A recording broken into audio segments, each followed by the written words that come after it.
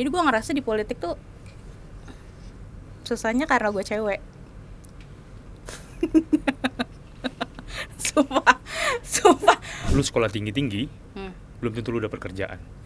Sama kayak lu habis S1, S2, habis itu mau ngapain?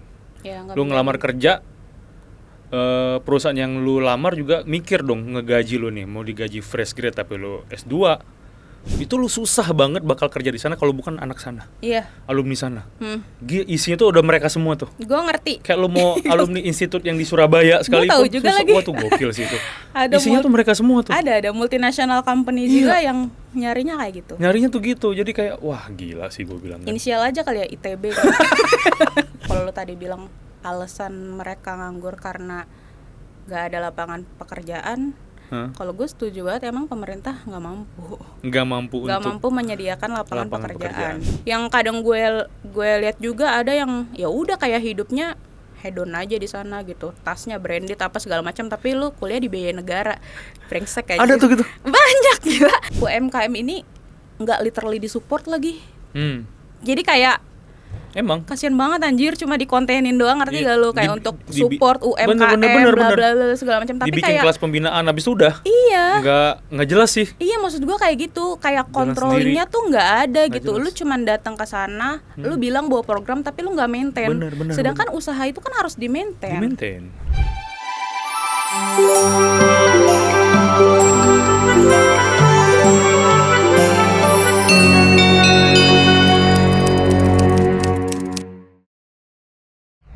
Gue tuh dulu pernah gue ketemu followers gue di zoo, tapi dia motoin gue. Zoo tuh apa sih? Zoo tuh kebun binatang. Klub. Oh, klub. Ini namanya zoo. Nah terus dia motoin gue, abis motoin gue, tapi dia nggak, katanya dia sempet nggak DM gue deh kayaknya, tapi nggak pernah gue bales kan. Terus dia cowok, terus dia ngepost lah di Twitter, Kak ini kamu ya, kayak anjing. Iya, dan itu tahun lalu tuh, maksudnya fase-fase abis nyalek banget, masih abis pemilu lah, SCBD. Terus abis kayak gitu, ada yang reply gitu, kan gue cuman komen delete this, gue nyuruh dihapus. Terus dia jadi kan kalau di Twitter masuk ke followers gue kan, terus followers gue ada yang reply lagi gitu, oh ternyata kayak gini ya, pemabuk bla bla segala macem gitu kan. Nah cuma menurut gue kayak ini orang yang ngepost gue di situ emang sengaja banget juga ngepost karena dia pengen, lu ngerti gak sih, kayak lu haus atensi juga ya anjing. Dia kayaknya pengen nunjukin juga bahwa gue kayak gitu. Terus gue bilang gini, ya gue juga masih muda gila, gue juga masih butuh nongkrong, gue jawab kayak gitu. Kenapa kayak orang-orang tuh mabuk apa segala macam kayak orang fine aja, update di nightclub tuh orang fine aja, tapi giliran gue dipaparazziin orang tuh orang nggak ada yang concern bahwa lu nggak boleh gila moto-motoin orang sembarangan kayak gitu-gitunya tuh nggak ada gitu, kayak ngejudge. Makanya gue kayak emang resiko anjing ya itu orang di politik. Gue mau bilang gitu tadi, kayaknya lu cuekin aja lah kalau gitu-gitu. Iya sebenarnya kayak gitu, cuman gue ngerasa nggak fair nyet. Ngapain dipikirin? Gue kadang ngerasa nggak fair, kayak lu juga pada boleh anjing mabok, kenapa gue diginin banget, kayak gue tuh salahnya 2 kali lipat gitu. Kayak dosa gue. Lu kalau nggak mau digituin di private aja, akun lu. Ya udah. Emang itu gue yang ngepost kan bukan? Iya ngerti, maksud gue itu kan risiko kalau orang dikenal, gitu loh, ngerti? Jadi ngapain lu pusingin? Kan macam-macam karakter follower lu. Masa semuanya tuh harus adore sama lu kan? Enggak ya mood orang beda-beda juga anjing. Dan gue nggak ngerasa gue artis atau gimana kan. Kalau emang mental gue udah mental artis, gue pasti bisa cuekin aja. Karena gue ngerasa ya gue orang juga kayak lu gitu loh. Maksudnya gue juga anak muda yang ya udah masih bergaul juga kayak gitu. Tapi kayak salah anjir. Ya kadang ke Helens kayak bukan sok mau terkenal nih, bukan sok famous atau kayak gimana, tapi ya gitu gara-gara suka ada yang motoin. Di KRL gue pernah ada yang motoin juga. Ya kalau di KRL nggak apa-apa lah ya, kayak market. Kayak nggak apa-apa lah ya gitu kan. Cuman di klub anjing, ini kamu ya? Apa anjing, ini orang, kesel banget gue. Tapi memang jejak lu buruk sih, lu susah sih jadi tokoh nasional yuk. Dan maksudnya gue perempuan juga, Bang. Buruk sih jejak lu. Gue cewek juga gitu. Lo kalau misalnya ngikutin kasus yang anak FEB nabrak anak FH sampai meninggal, FVGM. Itu ada salah satu temennya si pelaku ini, temennya yang nabrak itu update di close friend. Sebenarnya yang gue baca itu adalah dia shock gitu-gitulah. Kayak gila lo hati-hati banget sih apa segala macam. Jadi dia tuh udah pernah bilang hati-hati ya jalan pulangnya gitu. Nah terus si yang nabraknya nih ngomong nggak mau hati-hati be gitu, bercanda. Dia bercanda kayak gitu. Terus dia tuh ngupdate itu di close friend-nya dia dan dia bilang lo harusnya nggak bisa, lo harus gini, lo nggak bisa asal-asalan sih sama omongan gitu. Ternyata beneran nabrak orang kan, bahkan sampai meninggal gitu. Nah terus habis itu update di next story-nya itu dia update, dan yang lebih gongnya lagi nabraknya sama-sama anak UGM. Itu menurut gue cuman luapan, dia shock gitu. Tapi itu dirujaknya mampus banget sampai waktu pas di wisuda dibikin baliho si cewek ini. Padahal bukan dia yang nabrak ya. Sampai dibikin baliho di UGM itu. Dibilang turut berukacita atas matinya hati nurani bla bla segala macam, dan sampai didoxing bahwa bapaknya orang bea cukai. Oh ya? Lu ngerti gak itu gara-gara apa? Gara-gara dia cewek, Nyet. Maksudnya lu harusnya rujak yang nabrak anjing. Dan yang nabrak itu maksudnya enggak ada tuh baliho-baliho di kampusnya dia, malah itunya ke cewek gitu. Jadi gue ngerasa di politik tuh susahnya karena gue cewek. Sumpah waktu gue dirujak abis itu RK, Andika Perkasa, gue tuh apa anjing? Sumpah kayak cowok tuh ya udah gitu, cowok tuh wajar gitu ngelakuin hal kayak gitu, tapi cewek tuh enggak. Natural aja ya? Ya. Ntar gue cut aja yang tadi ya. Oh udah record ya? Udah record, ntar gue tinggal cut aja. Soalnya panjang banget lagi. Tapi kalau ada yang bagus buat ini ya, buat medsos ya nggak sih? Gue tuh kan sering banget ya kalau headline Kompas itu kayak memantik kita untuk ternyata tuh ada situasi-situasi khusus yang harus kita pikirin juga bersama-sama gitu ya. Sering banget tuh gue kalau lihat headline Kompas. Kayak misalnya nih, sebenarnya nih headline-nya udah minggu lalu nih. Judul gedenya, pekerja terdidik makin rentan menganggur. Itu dari judul aja kita langsung mikir. Wah ini memang kayak ini membuktikan bahwasanya memang lu sekolah tinggi-tinggi belum tentu lu dapat kerjaan. Sama kayak lu habis S1, S2, habis itu mau ngapain? Ya, lu ngelamar kerja, perusahaan yang lu lamar juga mikir dong ngegaji lu nih, mau digaji fresh grade tapi lu S2, mau digaji kecil tapi juga lu minim pengalaman. Jadi kayak itu menjadi sebuah dilema ya, menurut gua. Ada banyak misalnya tuh adik-adik tingkat gua di kampus gua di Medan pada mau ke Jakarta, mau ngapain? Di kampus lu di Medan? Kan S1 gua di Medan. Oh iya. Ya, jadi kayak mereka ke Jakarta, "Bang, gua mau ke Jakarta nih, ngapain?" S2. Oke, S2. Terus gua tanya, "Habis itu lu ngapain?" "Mau kerja, Bang." "Kerja apa?" "Ya itu dia, Bang, gua juga bingung." Ya, oke, passion lu sekolah nih. Harusnya kalau passion lu sekolah lu ke kampus dong, balik ke kampus. Tapi enggak, mereka sebenarnya pengen kerja, pengen jadi profesional. Banyak nih, ini ternyata itu memang ada datanya. Iya. Menurut lu gimana tuh? Gue sebenarnya setuju, dan gue udah pernah ngomongin ini juga. Dan kenapa alasan gue setelah lulus S1 gue milih kerja dulu, baru gue lanjut S2. Jadi gue dari lulus S1 itu 3 tahun gue kerja, baru gue lanjut S2. Karena gue udah tahu kayak tapi waktu pas gue S2 gue banyak yang anak fresh grade kan? Teman-teman sekelas gue itu, teman-teman sekelas gue itu rata-rata umurnya di bawah-bawah gue. Benar ya. Karena mereka lulus S1 langsung lanjut S2. Dan problem mereka adalah rata-rata mereka kan baru lulus di ya tahun lalu, tahun ini lah ya gitu. Setelah lulus ya udah paling ngechat gue, "Kak, loker dong, loker dong, bla bla segala macam gitu." Dan menurut gue udah pernah ngomongin ini juga kayaknya dari beberapa tahun lalu deh. Gue sering ngomongin di akun gue, di Twitter. Kayak gue bilang gitu, alasan kenapa gue kerja dulu ya karena kakak gue HR to be honest. Jadi dia ngelihatnya juga based on dari work experience. Betul. Jadi kalau misalnya S1 terus lanjut S2, ya itu problemnya. Dan terlebih lagi maksudnya lulusan S2 UI ya.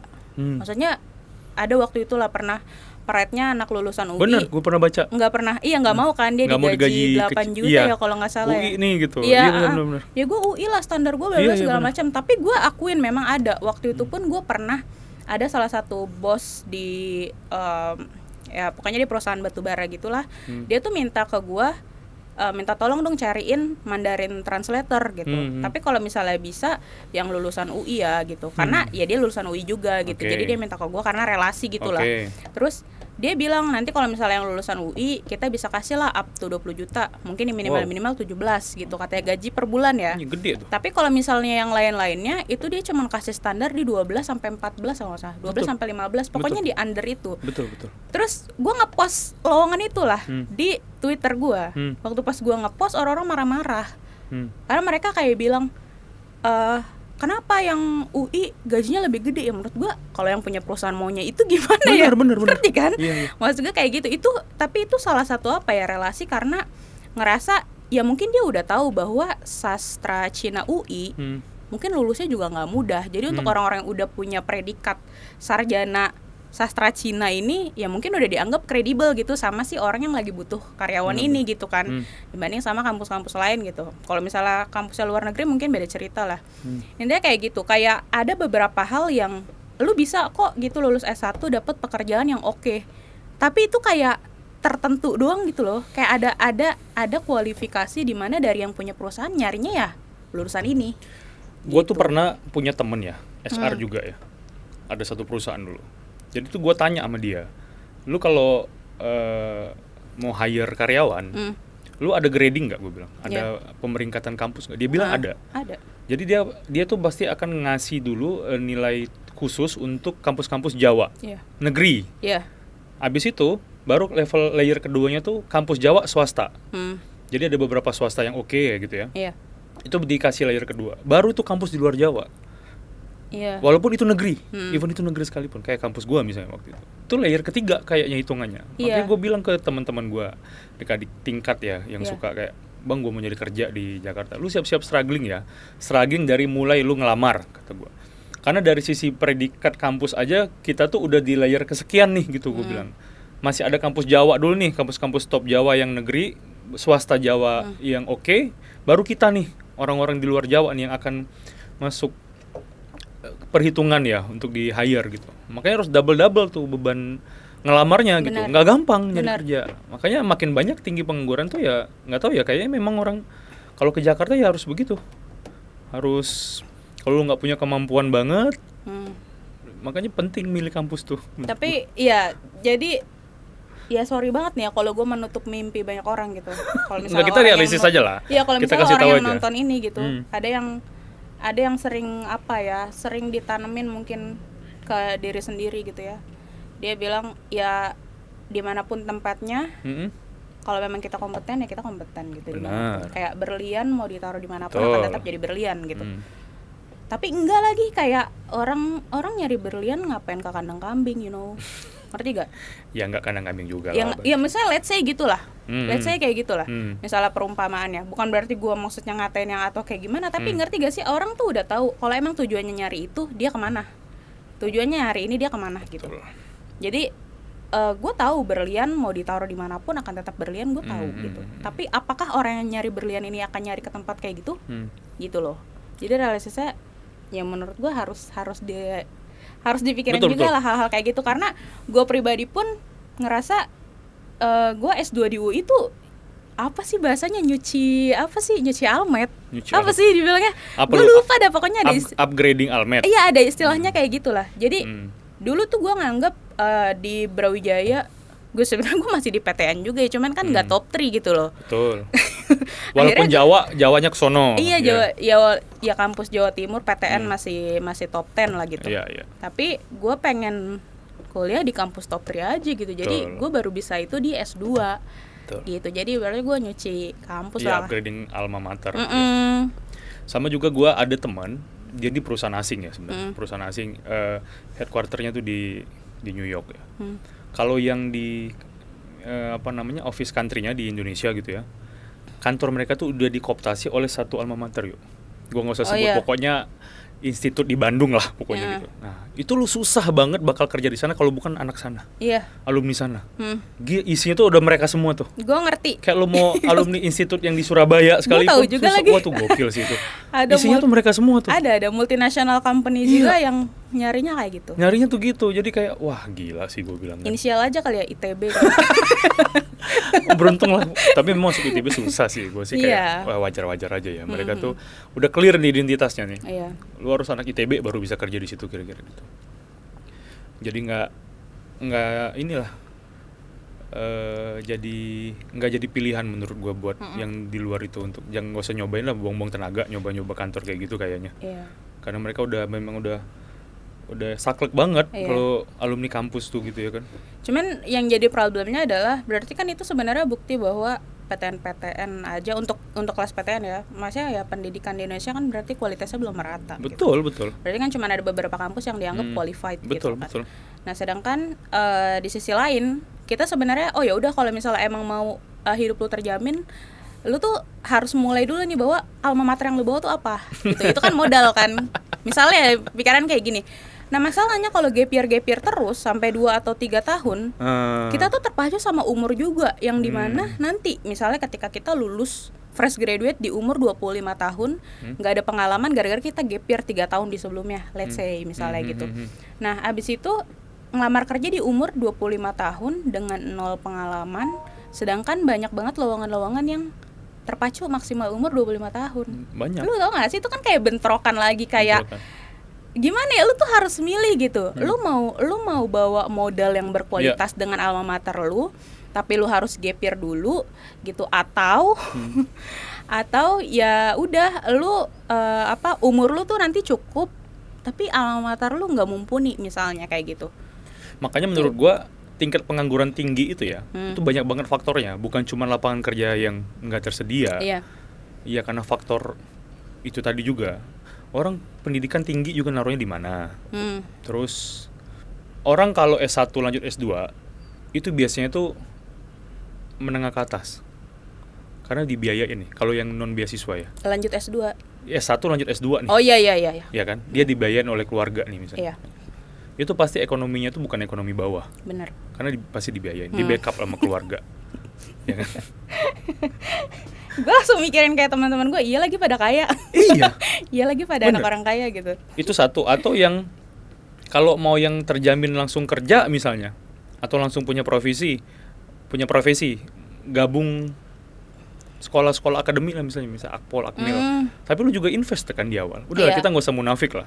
Itu juga investnya gede di awal gitu ya. Jual sawah. Jual sawah. Iya lagi. Jual sawah bener. Investnya gede di awal. Mungkin dia berharap returnnya juga cepat ya. Bener. Cuman kan nggak semua orang bisa untuk menjual sawah. Nggak semua orang punya sawah ya kan.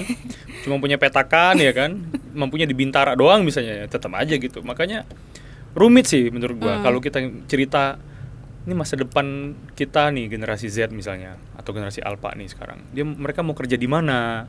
Kalau kuliah nih, mau kuliah jurusan apa, kerja di mana? Karena rebutan lapangan kerja. Lu tau nggak sih? Lu nonton nggak di TV yang walk in interview itu, yang ngelamar kerja di mall sampai membeludak, job fair ya? Wah itu gila, itu perusahaan mana aja yang mau hire sebanyak itu, mau sampai membeludak coba? Nah, kemarin ada yang kontroversi tuh. Kenapa? Ada HR bilang bahwa job fair itu cuman formalitas aja untuk memperkenalkan perusahaan, yang dimana sebenarnya mereka nggak hire juga, nggak nyari karyawan. Tuh kan, brengsek banget menurut gue. Gila loh, maksudnya orang banyak orang-orang pengangguran ya, fresh graduate datang ke sana dengan harapan. Itu di luar Jawa banyak tahu datang, berharap dapat pekerjaan, dan ternyata itu cuman agenda formalitas gitu. Bener. Cuman nggak tahu sih udah direspon sama menteri Menaker waktu itu. Tapi gue tahu ada konten yang waktu itu ngejelasin kayak gitu. HR lagi yang ngomong. Iya benar, kalau HR ya. Dia ngomong itu cuma agenda formalitas perusahaan doang, dia bilang gitu. Gawat sih emang. Intinya kayak gitu, dan itu ya jahat sih menurut gue, jahat banget. Dan orang-orang datang ke situ harapan ini kerja gimana ya, urusan perut tuh nggak bisa lalu main-mainin kayak gitu ya menurut gue gitu. Ngapain lu buka stand di situ, expo di situ gitu, kalau misalnya lu emang nggak beneran nyari, lu cuman pengen perusahaan lu dikenal doang. Di job fair itu ya? Iya, di job fair itu. Dan untuk yang sekarang ini, karena gue sebenarnya bukan gue nggak tahu ya, gue takut sotoy gitu dengan PHK yang sering banget terjadi itu, PHK massal itu. berarti kan pengangguran udah pasti nambah Nambah gitu. dong. Terakhir yang gue tahu kan jumlah pengangguran ada 7 juta kan. 7 juta. 7 juta, akhirnya mereka tuh kalau lu tadi nggak setuju, kalau lu tadi bilang alasan mereka nganggur karena nggak ada lapangan pekerjaan, kalau gue setuju banget, emang pemerintah nggak mampu Nggak mampu menyediakan lapangan pekerjaan. Jadi kadang permasalahannya itu bukan karena calon tenaga kerjanya ini nggak kompeten, tapi karena memang lapangannya nggak ada. Gitu loh. Jadi kalau misalnya tadi kita balik lagi ke SDM-nya, apakah SDM-nya tuh masih rendah atau gimana segala macam gitu, kita berlimpah banget gitu. Jumlah tenaga kerja kita tuh melimpah banget, tapi emang lapangan kerjanya nggak ada. Akhirnya waktu itu, kalau lo tahu beberapa bulan lalu banyak banget kampanye kabur aja dulu kan. Iya benar. Karena mereka nyari kerjaan di luar negeri gitu. Oke. Atau milih sekolah lagi ke luar negeri. Pokoknya Bisa kabur juga, aja lah. bisa gitu. juga kayak gitu. Nah, sebagai contohnya juga, LPDP itu kan punya pemerintah kan. Betul. Nah sekarang orang-orang yang udah dibiayain untuk kuliah di luar negeri, apakah mereka semuanya balik untuk dapat kerjaan di sini? Karena menurut gue belum ada tempat juga gitu buat mereka. Iya. Benar. Gitu loh. Makanya kan berarti salah. Gue kalau nyalahin, gue jujur nyalahin pemerintah. Maksudnya kenapa pemerintah nggak bisa menyediakan itu gitu? Lu nyekolahin orang di luar, abis itu lu minta mereka untuk balik, tapi terus abis balik kemana gitu loh? Ditaruh di mana nih anak-anak ini gitu? Jadi emang LPDP itu wajib ya? Wajib balik ya? Wajib balik seharusnya, tapi sekarang banyak yang nggak balik. Nggak mau balik. Ya gara-gara nggak tahu juga mereka di sini jadi apa gitu. Jadi ya udah jadi konten creator aja sono, jadi tiktokers lah atau jadi apa gitu. Banyak yang kayak gitu. Terus yang kadang gue lihat juga ada yang ya udah kayak hidupnya hedon aja di sana gitu, tasnya branded apa segala macam, tapi lu kuliah di biaya negara, brengsek aja. Ada tuh gitu. Banyak gila. Itu sebenarnya Dia kayak belanja gitu. dari mana? Dari kerja sampingan. Ya gitu? sebenarnya emang mereka orang mampu aja. Emang orang mampu tapi dapat beasiswa. LPDP untuk kuliah di luar negeri, tapi dia nggak balik ke sini. Maksudnya udah bertahun-tahun di sana. Terus ya udah tujuannya gimana biar mereka bisa menetap di sana. Akhirnya nikah bule. Itu pemerintah kayaknya yang syarat LPDP harus diperketat deh. Jangan yang punya kemampuan finansial dikasih beasiswa. Enak aja. Yang bisa bayar sendiri lah. Anjir. Tapi kalau ya itulah kan LPDP udah banyak case-nya juga kan. Ada permainan-permainan mungkin yang kayak anaknya siapa bisa dapat jatah lah gitu. Ponakan Sri Mulyani gampang dapat gitu. Ya misalnya kayak gitu lah. Gue gak ngerti juga, gue gak pernah nyoba LPDP gitu. Tapi memang sebagian orang yang menurut gue kompeten dan pinter gitu, walaupun dia misalnya dari middle class atau kayak bahkan mampu, menurut gue kalau emang dia pinter dan emang ngikutin prosedur, it's fine gitu. Karena gue lebih setuju beasiswa itu untuk orang-orang pinter. Beasiswa untuk orang gak mampu mungkin dibedain lagi lah istilahnya gitu. Walaupun dia kaya, tetap dikasih beasiswa nggak apa-apa. Menurut gue nggak apa-apa. Kalau emang dia mampu ya, bukan karena dia kaya anaknya siapa ya. Maksudnya itu kan beda gitu. Selagi emang dia ngikutin prosedur dan dia memenuhi syarat untuk menerima beasiswa itu, ya nggak apa-apa gitu. Tapi kan di mata orang tuh kadang beda gitu. Beasiswa itu bantuan untuk orang yang punya permasalahan finansial. Gue lebih setuju itu sih. Kalau menurut gue tuh justru kalau kita bicara keadilan sosial ya, iya justru sebenarnya LPDP tuh harus nyertain rekening orang tua kalau daftar ya. Karena ada temen gue, dia orang mampu. Gue tanya, dia mau sekolah nih ceritanya, dia mau sekolah. Gue bilang, lu nggak ngajuin beasiswa? Nggak, selama gue mampu, maksudnya gue saving gue nih ada cukup untuk membiayai S2 gue di luar, ya gue mau bayar sendiri. Kenapa? Pertama dia nggak mau disuruh balik lagi itu sih sebenarnya. Kalau yang lu bilang tagline kabur aja dulu, dia mau kabur for good kayaknya. Dia ke Denmark kan. Jadi dia ya dia nggak mau terbebani lah. Dia nggak mau membebani negara, dan juga dia tidak mau terbebani dengan aturan-aturan regulasi negara itu. Sebenarnya kalau bagi gua ya, kalau kita cerita prinsip keadilan di pendidikan, pemerataan pendidikan, ya LPDP harus memfilter lah. Kalau emang anaknya orang kaya walaupun pinter, ya nggak usah dikasih aja lah beasiswa, cuma dibuka aja ruangnya mungkin atau gimana, atau cukup disubsidi, jangan full pembiayaan. Cuma kalau yang orang tuanya misalnya kayak buktiin orang tuanya itu tidak begitu mampu, kan bisa dicek di rekening koran orang tua ada apa lah, itu kan masalah teknis.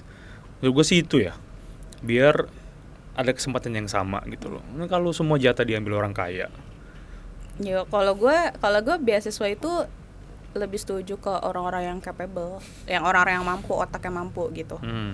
Itu kalau misalnya emang dia secara finansial nggak mampu tapi otaknya juga nggak mampu, ya udah gitu. Maksudnya cari bantuan finansial yang lain gitu loh. Biasanya sih orang kalau secara finansial nggak mampu, otaknya nggak mampu, dia juga nggak akan mikir mau sekolah lagi sih.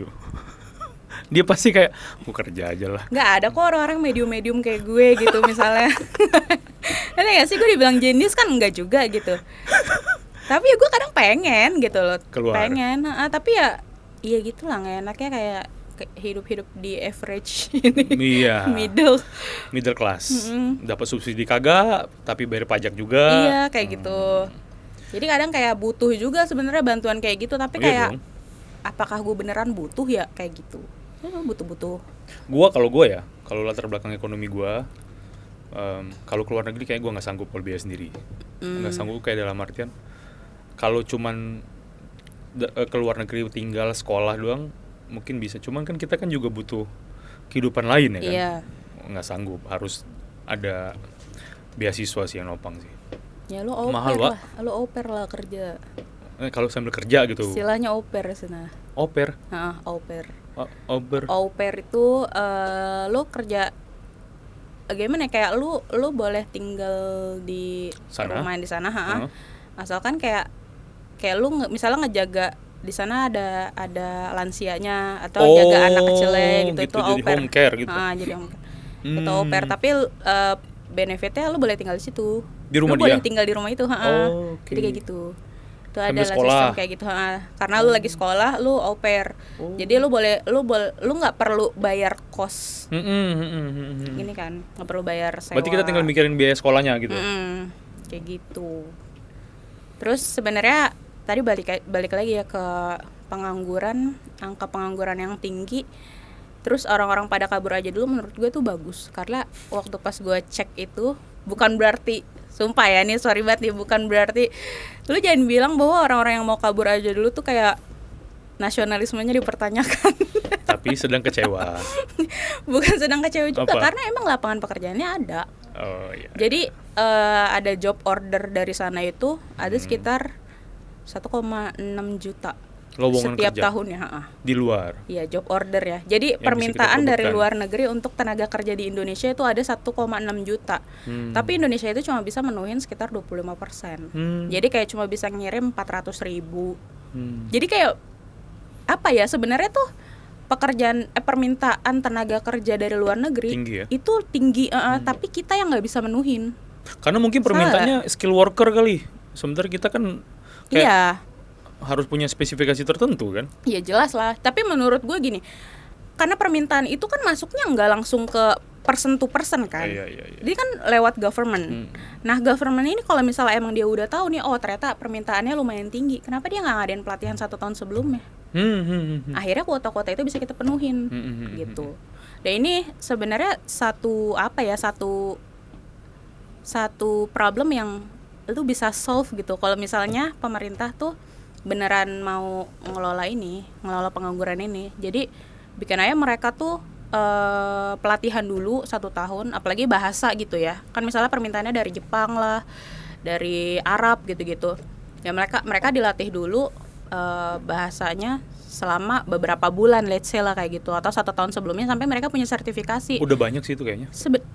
Udah banyak. Iya sebenarnya banyak, tapi lebih ke agent. Iya benar, agent. Gue Iya, mau bilang itu agent. di agent, bukan pemerintah. Nah, Swasta. nah harusnya tuh pemerintah tuh yang iniin yang Sejauh ini yang gue tahu ya, agent itu dia itu jadi pihak rekanan pemerintah. Iya, Tapi mitra. sama Kemnaker ya.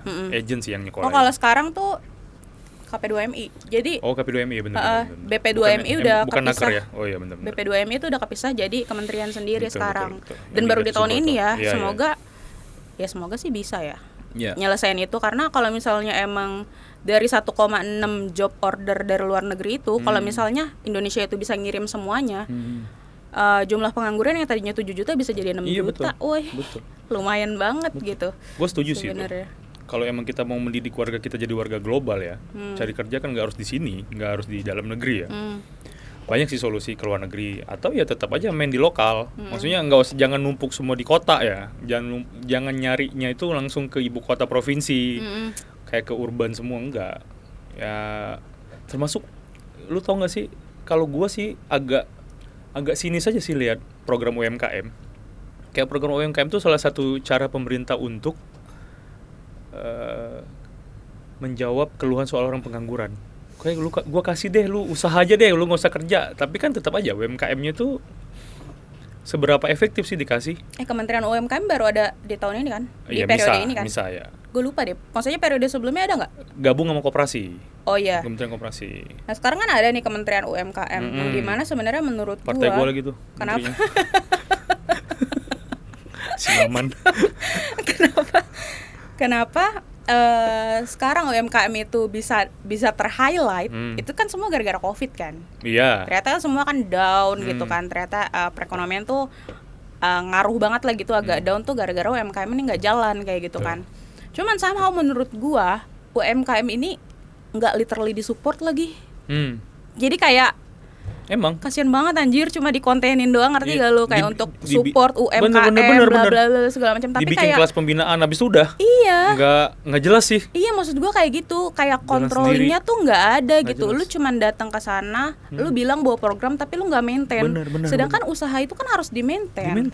Jadi salahnya menurut gue Maintain, diawasi. iya salahnya di situ sih. Tapi ya sekali lagi menurut gue UMKM itu yang paling Gimmick. ngebawa impact, paling ngebawa impact ke UMKM itu justru menurut gue masih influencer ya. Influencer betul. untuk nge-promote bla bla segala macam dan orang beli gitu. Karena sejauh ini maintainnya tuh Tuh. kurang banget lagi Kayak gue gitu. pernah cerita minggu lalu di Kementerian UMKM tuh di depannya tuh ada Family Mart gede banget. Oh, iya. Ini UMKM apaan ada Family Mart? Gitu ya. Udah. Oke. Thank you. Jangan lupa ke Family Mart di Kementerian UMKM. Sampai ketemu di episode berikutnya.